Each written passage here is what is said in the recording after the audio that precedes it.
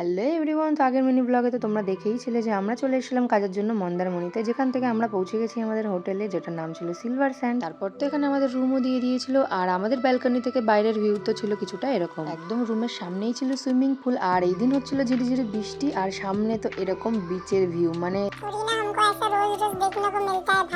হ্যাঁ, তখন ঠিক আমার ভিতরকার বাচ্চাটা এইভাবে বলে উঠেছিল। আর বিশ্বাস করো, এই ভয়েস এফেক্টটা না থাকলে আমি তোমাদের এভাবে বোঝাতেই পারতাম না। তোরা জ্যাদা স্পিড হয়ে গিয়া না, সরি। তারপরে এখানে আমরা কফিকে একটা ঘুম দিয়ে নিয়েছিলাম, আর ঘুম থেকে উঠে চলে গেছিলাম আমরা লাঞ্চ করতে। আর কাজটা যেহেতু সন্ধ্যাবেলার থেকে শুরু হবে, তো আমাদের হাতে দুপুরের টাইমটা ফাঁকাই ছিল, তো সবাই মিলে ভাবলাম চলো বিচে যাওয়া যাক। যেহেতু রুমে এসে আমরা ফার্স্টেই ফ্রেশ হয়ে নিয়েছিলাম, তো সমুদ্রে তো নামার ইচ্ছা কারোরই ছিল না, মানে স্নান করার ইচ্ছা ছিল না, বাট একটু আধটু ওই পা ভেজানো আর কি।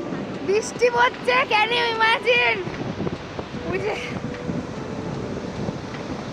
আকাশ, মাটি, মানে সরি জল, সব মিশে গেছে। আবার বৃষ্টি পড়ছে জোরে জোরে। এমন না যে সমুদ্র প্রথমবার দেখছি, বাট স্টিল ইমোশন কন্ট্রোল হয় না। For next video do subscribe, by.